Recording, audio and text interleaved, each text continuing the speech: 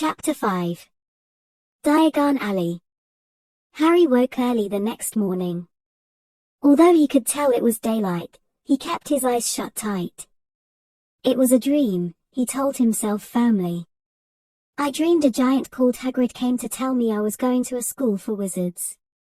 When I open my eyes, I'll be at home in my cupboard. There was suddenly a loud tapping noise. And there's Aunt Petunia knocking on the door. Harry thought, his heart sinking. But he still didn't open his eyes. It had been such a good dream. Tap. Tap. Tap.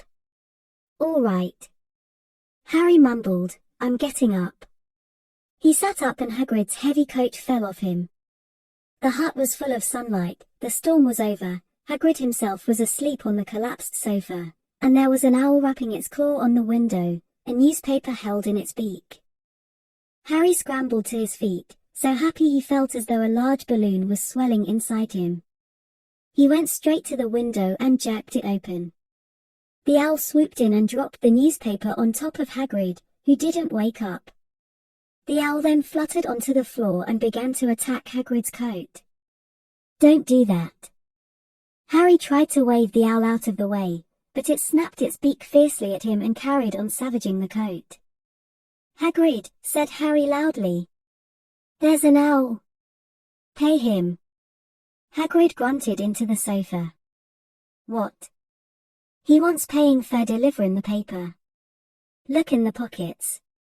Hagrid's coat seemed to be made of nothing but pockets, bunches of keys, slug pellets, balls of string, peppermint humbugs, tea bags.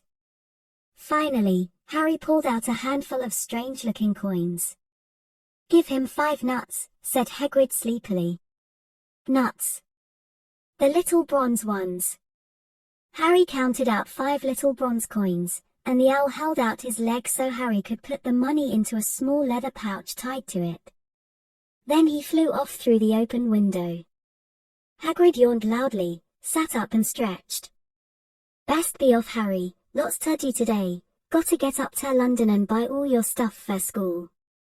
Harry was turning over the wizard coins and looking at them. He had just thought of something that made him feel as though the happy balloon inside him had got a puncture. Hagrid. Millimeter, said Hagrid, who was pulling on his huge boots. I haven't got any money and you heard Uncle Vernon last night. He won't pay for me to go and learn magic. Don't worry about that, said Hagrid, standing up and scratching his head. Do ye think your parents didn't leave ye anything? But if their house was destroyed. They didn't keep their gold in the house, boy. Nah, first stop for us as gringos. Wizard's Bank. Have a sausage, they're not bad cold, and I wouldn't say no to a bit o' your birthday cake, neither. Wizards have banks. Just the one. Gringotts. Run by goblins. Harry dropped the bit of sausage he was holding. Goblins? Yeah, so you'd be mad to try and rob it. I'll tell ye that. Never mess with goblins, Harry. Gringotts is the safest place in the world for anything ye want to keep safe except maybe Hogwarts. As a matter of fact, I got to visit Gringotts anyway. For Dumbledore. Hogwarts business, Hagrid drew himself up proudly. He usually gets me to do important stuff for him. Fetching you, getting things from Gringotts, knows he can trust me, see. Got everything? Come on, then. Harry followed Hagrid out onto the rock. The sky was quite clear now and the sea gleamed in the sunlight.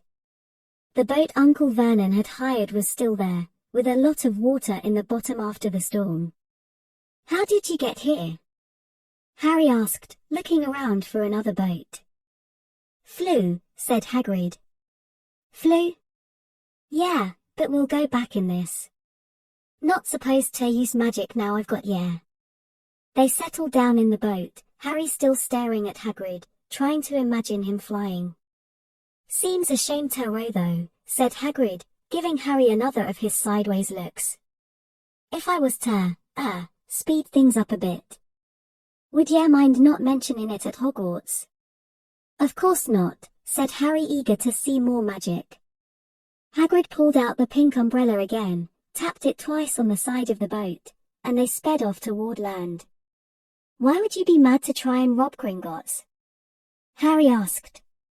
Spells, enchantments, said Hagrid, unfolding his newspaper as he spoke. They say there are dragons guarding the high-security vaults. And then ye gotta find your way. Gringotts is hundreds of miles under London, see. Deep under the underground. Ye'd die of hunger trying to get out, even if ye did manage to get your hands on summit. Harry sat and thought about this while Hagrid read his newspaper, the Daily Prophet.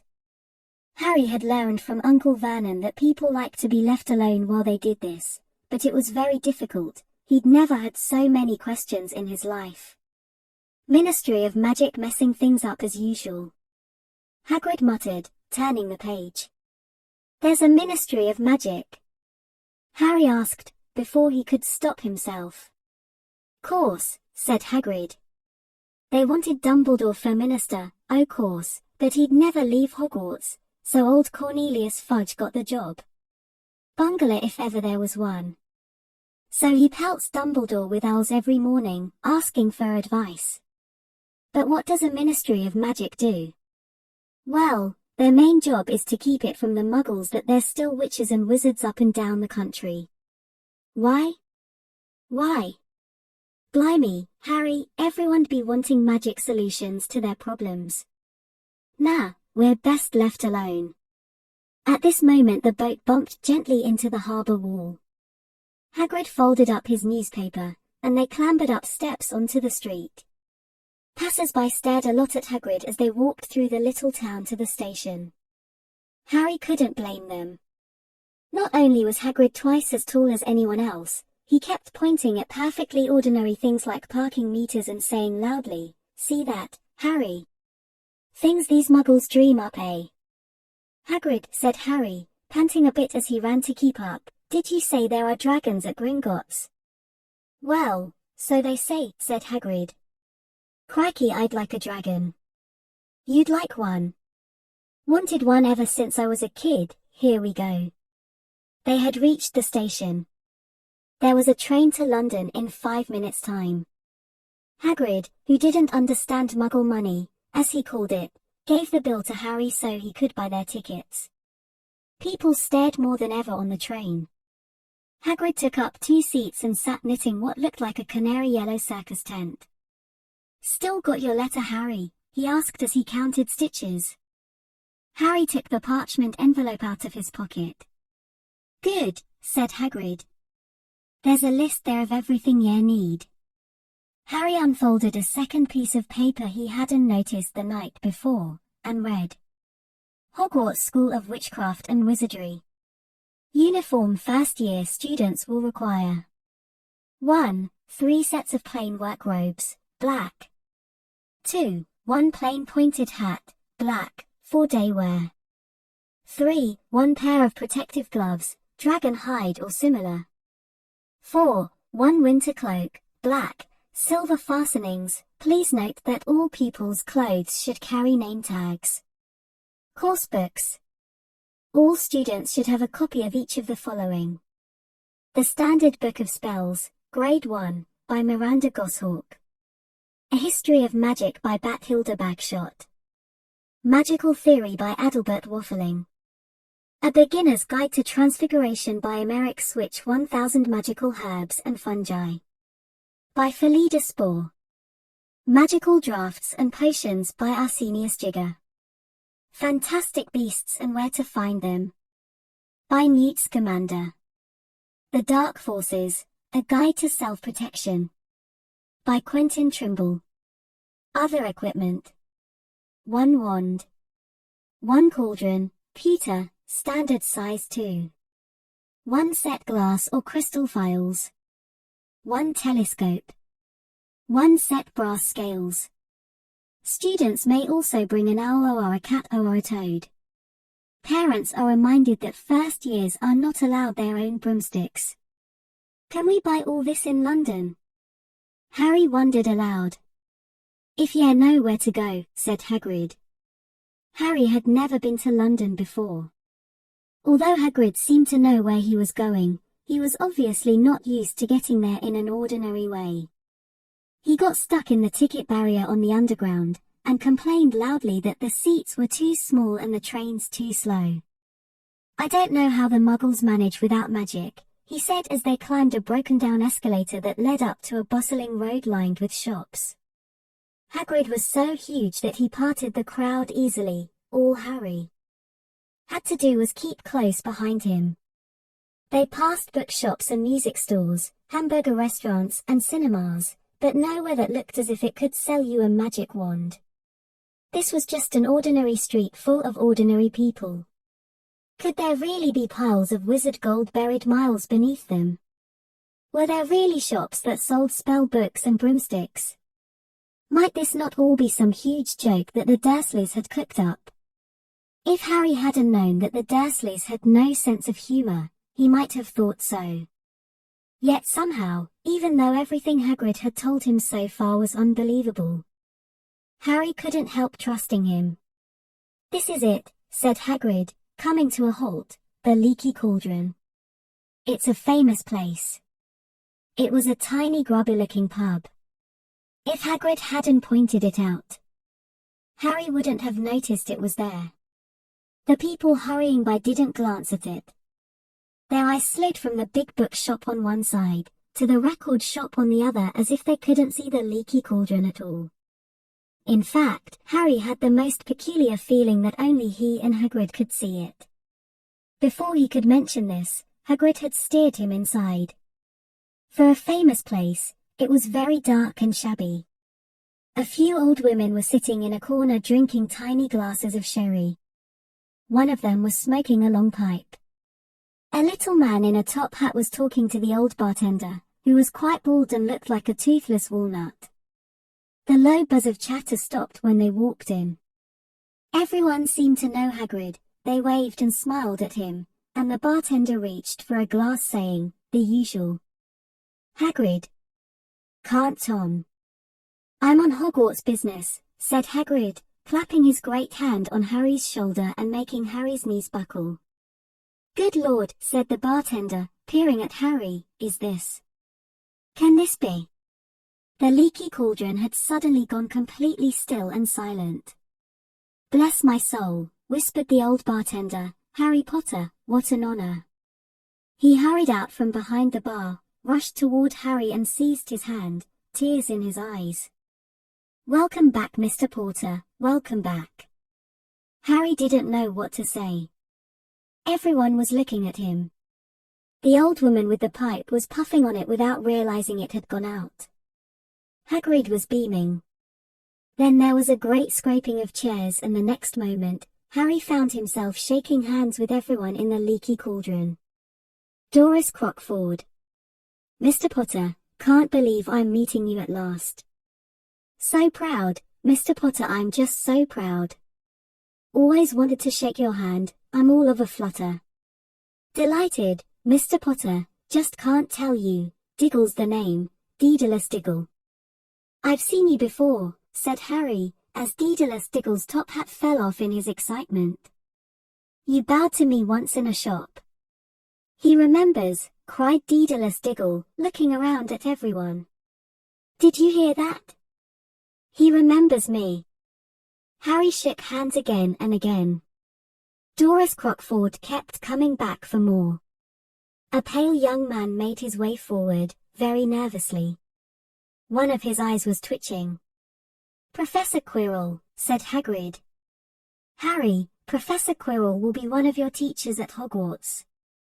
Papa Potter, stammered Professor Quirrell, grasping Harry's hand. Can't tell you how pleased I am to meet you. What sort of magic do you teach, Professor Quirrell? The defense against the dark arts, muttered Professor Quirrell, as though he'd rather not think about it. Now not that you need it, eh, Papa Potter? He laughed nervously. You'll be getting all your equipment, I suppose? I've got to pick up a new book on vampires, myself. He looked terrified at the very thought. But the others wouldn't let Professor Quirrell keep Harry to himself. It took almost 10 minutes to get away from them all. At last, Hagrid managed to make himself heard over the babble. "Must get on, lots to buy. Come on, Harry."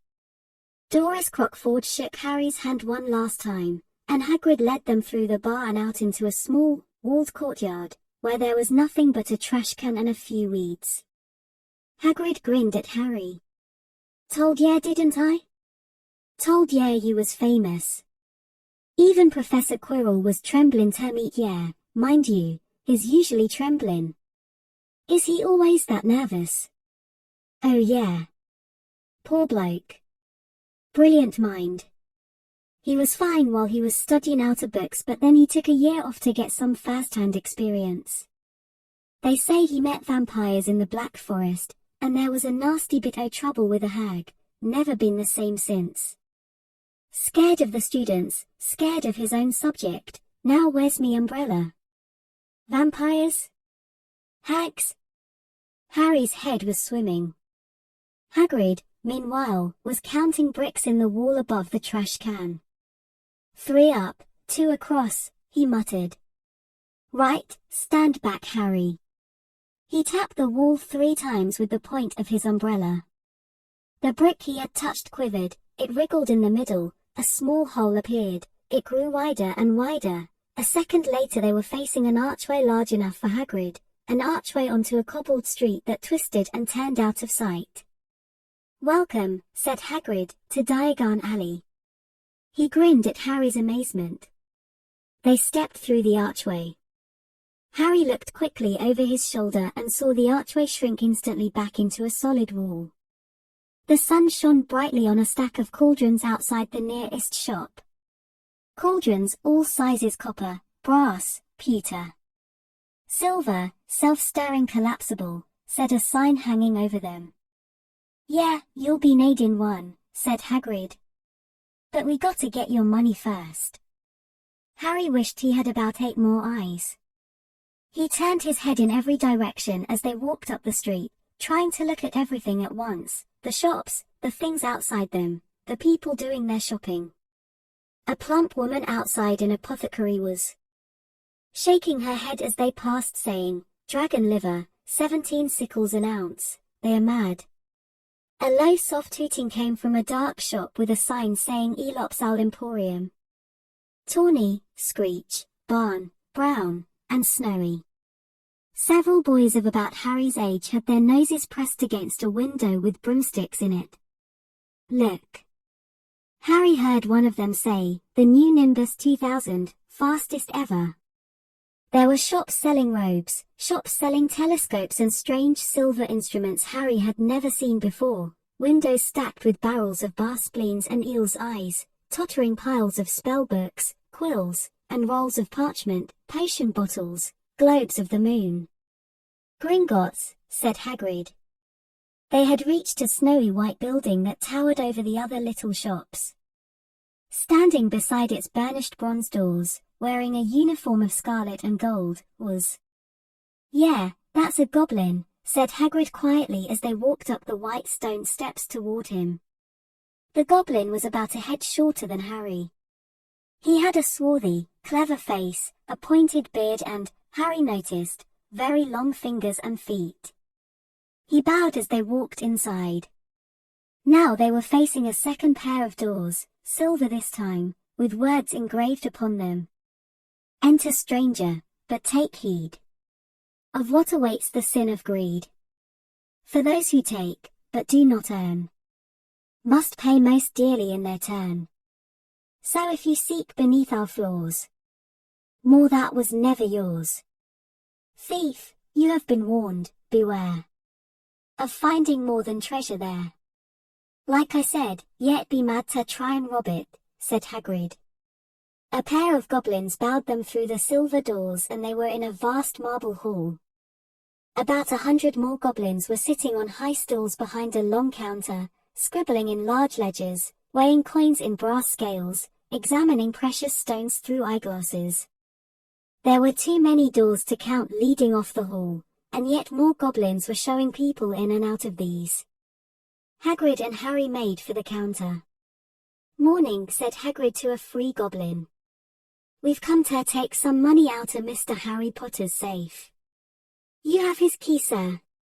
"Got it here somewhere," said Hagrid, and he started emptying his pockets onto the counter, scattering a handful of moldy dog biscuits over the goblin's book of numbers. The goblin wrinkled his nose. Harry watched the goblin on their right weighing a pile of rubies as big as glowing coals. "Got it," said Hagrid at last, holding up a tiny golden key. The goblin looked at it closely. "That seems to be in order." "And I've also got a letter here from Professor Dumbledore," said Hagrid importantly, throwing out his chest. "It's about the you-know-what in Vault 713. The goblin read the letter carefully. "Asterisk, very well," he said, handing it back to Hagrid. "I will have someone take you down to both vaults." Griphook. Griphook was yet another goblin. Once Hagrid had crammed all the dog biscuits back inside his pockets, he and Harry followed Griphook toward one of the doors leading off the hall. "What's the you-know-what in Vault 713? Harry asked. "Can't tell ye that," said Hagrid mysteriously. "Very secret. Hogwarts business. Dumbledore's trusted me more than my job's worth to tell ye that." Griphook held the door open for them. Harry, who had expected more marble, was surprised. They were in a narrow stone passageway lit with flaming torches. It sloped steeply downward and there were little railway tracks on the floor. Griphook whistled and a small cart came hurtling up the tracks toward them. They climbed in, Hagrid with some difficulty, and were off. At first, they just hurtled through a maze of twisting passages. Harry tried to remember: left, right, left, middle fork, right, left, but it was impossible. The rattling cart seemed to know its own way, because Griphook wasn't steering. Harry's eyes stung as the cold air rushed past them, but he kept them wide open. Once, he thought he saw a burst of fire at the end of a passage and twisted around to see if it was a dragon, but too late, they plunged even deeper, passing an underground lake where huge stalactites and stalagmites grew from the ceiling and floor. "I never know." Harry called to Hagrid over the noise of the cart. "What's the difference between a stalagmite and a stalactite?" "Stalagmite's got an M in it," said Hagrid. "And don't ask me questions just now, I think I'm gonna be sick." He did look very green, and when the cart stopped at last beside a small door in the passage wall, Hagrid got out and had to lean against the wall to stop his knees from trembling. Griphook unlocked the door. A lot of green smoke came billowing out, and as it cleared, Harry gasped. Inside were mounds of gold coins, columns of silver, heaps of little bronze nuts. "All yours," smiled Hagrid. "All Harry's." It was incredible. The Dursleys couldn't have known about this, or they have had it from him faster than blinking. How often had they complained how much Harry cost them to keep? And all the time there had been a small fortune belonging to him, buried deep under London. Hagrid helped Harry pile some of it into a bag. "The gold ones are galleons," he explained. 17 silver sickles to a galleon and 29 nuts to a sickle. It's easy enough. "Right, that should be enough for a couple o' terms. We'll keep the rest safe for ye." He turned to Griphook. "Vault 713 now, please, and can we go more slowly?" "One speed only," said Griphook. They were going even deeper now and gathering speed. The air became colder and colder as they hurtled round tight corners. They went rattling over an underground ravine, and Harry leaned over the side to try to see what was down at the dark bottom, but Hagrid groaned and pulled him back by the scruff of his neck. Vault 713 had no keyhole. "Stand back," said Griphook importantly. He stroked the door gently with one of his long fingers, and it simply melted away. If anyone but a Gringotts goblin tried that, they'd be sucked through the door and trapped in there, said Griphook. How often do you check to see if anyone's inside? Harry asked. About once every 10 years, said Griphook with a rather nasty grin. Something really extraordinary had to be inside this top security vault. Harry was sure, and he leaned forward eagerly, expecting to see fabulous jewels at the very least, but at first he thought it was empty. Then he noticed a grubby little package wrapped up in brown paper lying on the floor. Hagrid picked it up and tucked it deep inside his coat. Harry longed to know what it was, but knew better than to ask. Come on, back in this infernal cart, and don't talk to me on the way back. It's best if I keep me mouth shut, said Hagrid. One wild cart ride later, they stood blinking in the sunlight outside Gringotts. Harry didn't know where to run first now that he had a bag full of money. He didn't have to know how many galleons there were to a pound to know that he was holding more money than he'd had in his whole life. More money than even Dudley had ever had. Might as well get your uniform, said Hagrid, nodding toward Madame Malkin's robes for all occasions. Listen, Harry, would you mind if I slipped off for a pick-me-up in the leaky cauldron? I hate them Gringotts carts. He did still look a bit sick, so Harry entered Madame Malkin's shop alone, feeling nervous. Madame Malkin was a squat smiling witch dressed all in a mauve. Hogwarts, dear, she said, when Harry started to speak. Got the lot here. Another young man being fitted up just now, in fact. In the back of the shop, a boy with a pale pointed face was standing on a footstool while a second witch pinned up his long black robes. Madame Malkin stood Harry on a stool next to him, slipped a long robe over his head, and began to pin it to the right length. Hello, said the boy, Hogwarts too? Yes, said Harry. My father's next door buying my books and mother's up street looking at wands, said the boy. He had a bored drawling voice. Then I'm going to drag them off to look at racing brooms. I don't see why first years can't have their own. I think I'll bully father into getting me one, and I'll smuggle it in somehow. Harry was strongly reminded of Dudley. Have you got your own broom? The boy went on. No, said Harry. Play Quidditch at all? No, Harry said again, wondering what on earth Quidditch could be. I do, father says it's a crime if I'm not picked to play for my house, and I must say I agree. Know what house you'll be in yet? No, said Harry, feeling more stupid by the minute. Well, no one really knows until they get there, do they? But I know I'll be in Slytherin, all our family have been. Imagine being in Hufflepuff. I think I'd leave, wouldn't you? Said Harry, wishing he could say something a bit more interesting. I say, look at that man, said the boy suddenly, nodding toward the front window. Hagrid was standing there, grinning at Harry and pointing at two large ice creams to show he couldn't come in. That's Hagrid, said Harry, pleased to know something the boy didn't. He works at Hogwarts. Oh, said the boy, I've heard of him. He's a sort of a servant, isn't he? He's the gamekeeper, said Harry. He was liking the boy less and less every second. Yes, exactly. I heard he's a sort of savage. Lives in a hut on the school grounds, and every now and then he gets drunk, tries to do magic and ends up setting fire to his bed. I think he's brilliant, said Harry coldly. Do you? Said the boy with a slight sneer. Why is he with you? Where are your parents? They're dead, said Harry shortly. He didn't feel much like going into the matter with this boy. Oh, sorry, said the other, not sounding sorry at all. But they were our kind, weren't they? They were a witch and wizard, if that's what you mean. I really don't think they should let the other sort in, do you? They're just not the same, they've never been brought up to know our ways. Some of them have never even heard of Hogwarts until they get the letter, imagine. I think they should keep it in the old wizarding families. What's your surname anyway?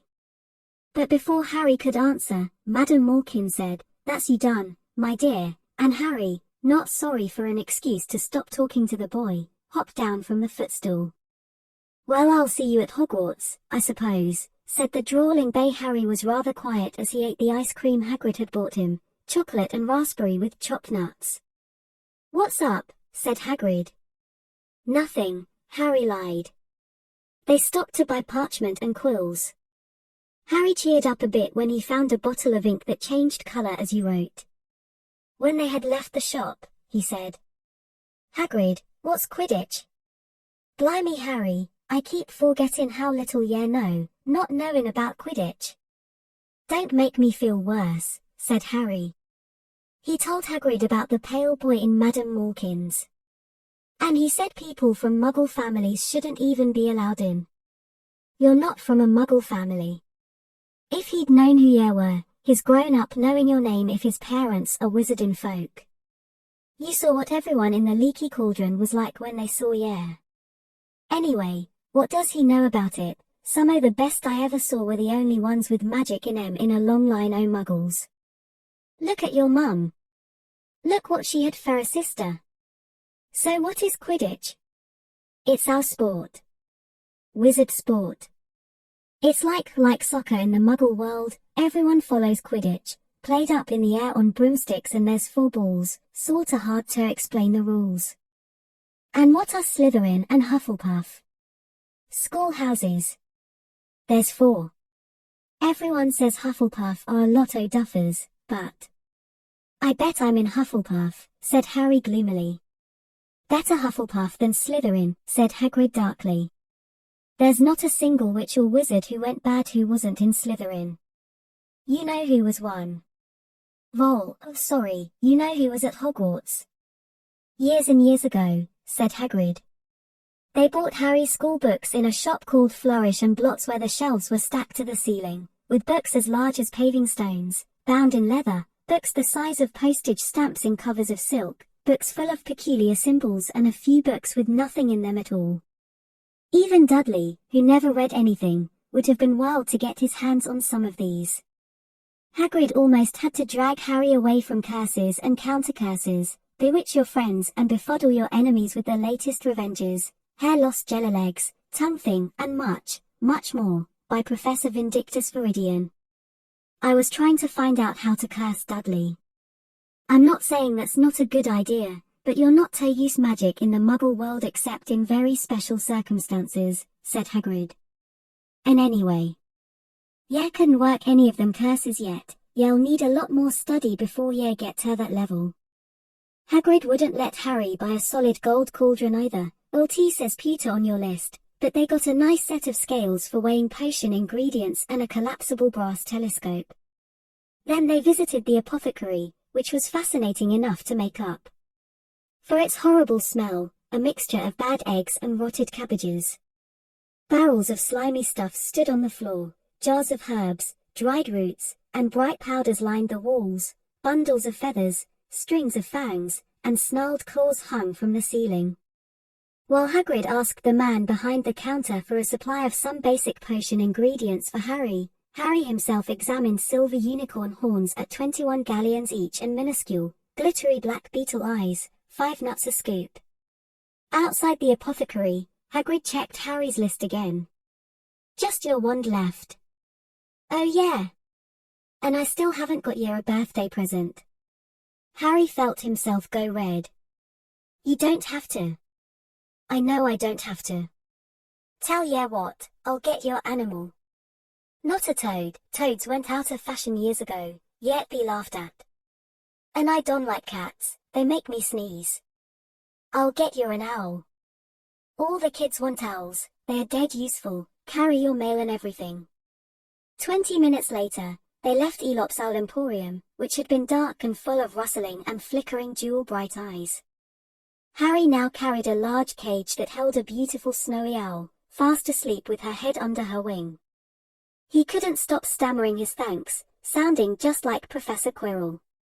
Don't mention it, said Hagrid gruffly. Don't expect you've had a lot of presents from them Dursleys. Just Ollivander's left now, only place for wands, Ollivander's, and yeah, gotta have the best wand. A magic wand, this was what Harry had been really looking forward to. The last shop was narrow and shabby. Peeling gold letters over the door read Ollivanders, makers of fine wands since 382 BC.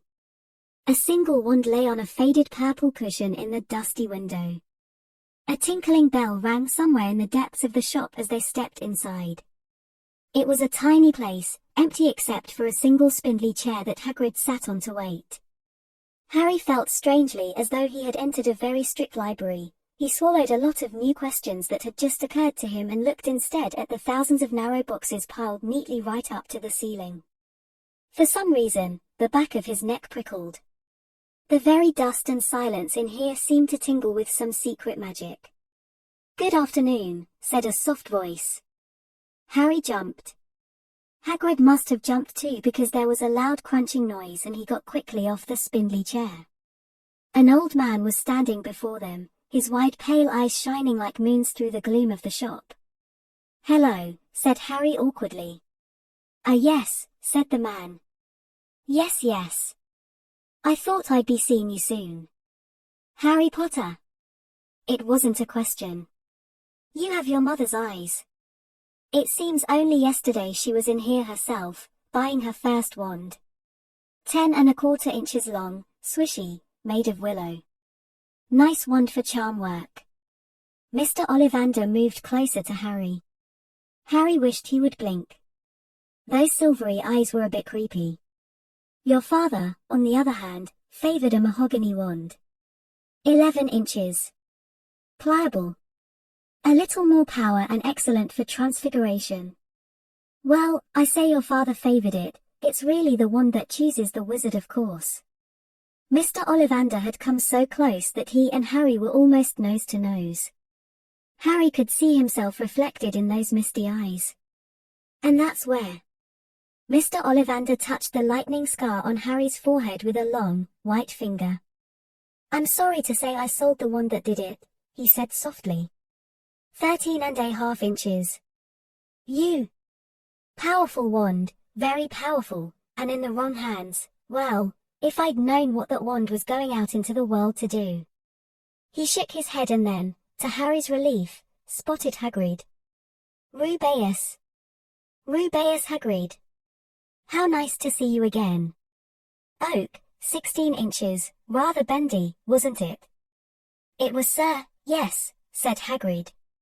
"Good wand, that one."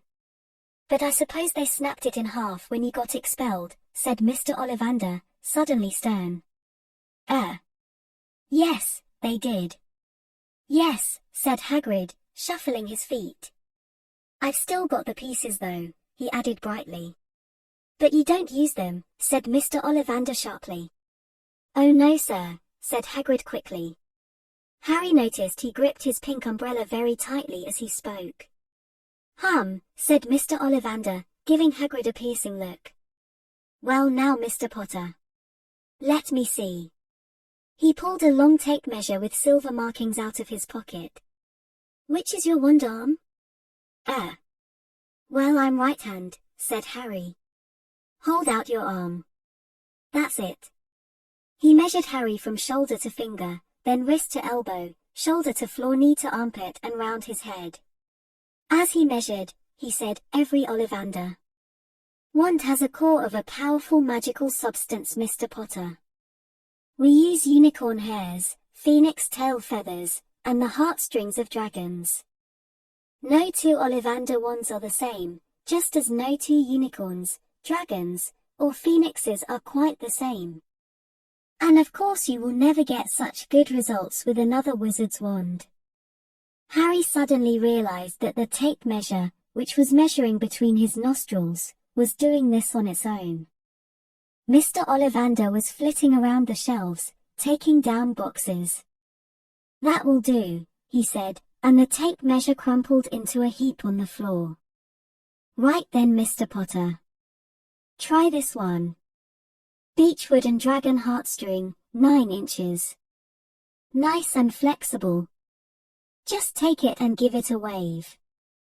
Harry took the wand and, feeling foolish, waved it around a bit, but Mr. Ollivander snatched it out of his hand almost at once. "Maple and phoenix feather, 7 inches, quite whippy. Try." Harry tried, but he had hardly raised the wand when it too was snatched back by Mr. Ollivander. No, no. Here, ebony and unicorn hair, 8.5 inches, springy. Go on, try it out. Harry tried. And tried. He had no idea what Mr. Ollivander was waiting for. The pile of tried wands was mounting higher and higher on the spindly chair, but the more wands Mr. Ollivander pulled from the shelves, the happier he seemed to become. Tricky customer, eh? Not to worry, we'll find the perfect match here somewhere. I wonder. Now yes. Why not? Unusual combination, holly and phoenix feather, 11 inches, nice and supple. Harry took the wand. He felt a sudden warmth in his fingers. He raised the wand above his head, brought it swishing down through the dusty air, and a stream of red and gold sparks shot from the end like a firework, throwing dancing spots of light onto the walls. Hagrid whooped and clapped, and Mr. Ollivander cried, "Oh bravo! Yes indeed, oh very good. Well, well, well. How curious. How very curious." He put Harry's wand back into its box and wrapped it in brown paper, still muttering, "Curious, curious." "Sorry," said Harry, "but what's curious?" Mr. Ollivander fixed Harry with his pale stare. "I remember every wand I've ever sold, Mr. Potter. Every single wand. It so happens that the phoenix whose tail feather is in your wand, gave another feather, just one other. It is very curious indeed that you should be destined for this wand when its brother. Why, its brother gave you that scar."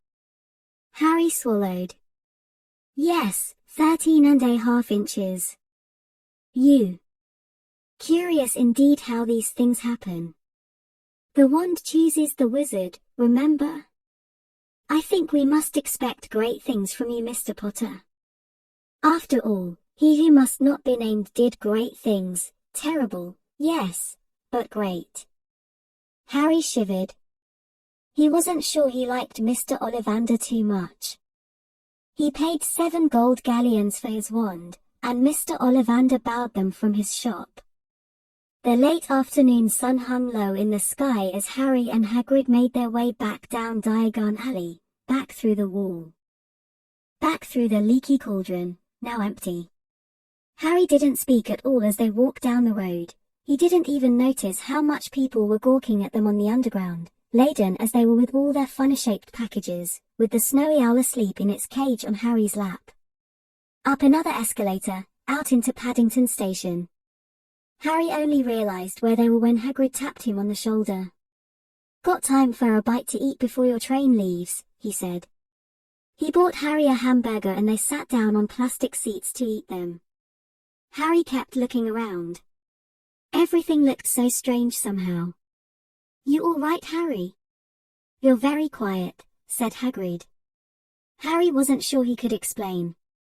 He'd just had the best birthday of his life, and yet, he chewed his hamburger, trying to find the words.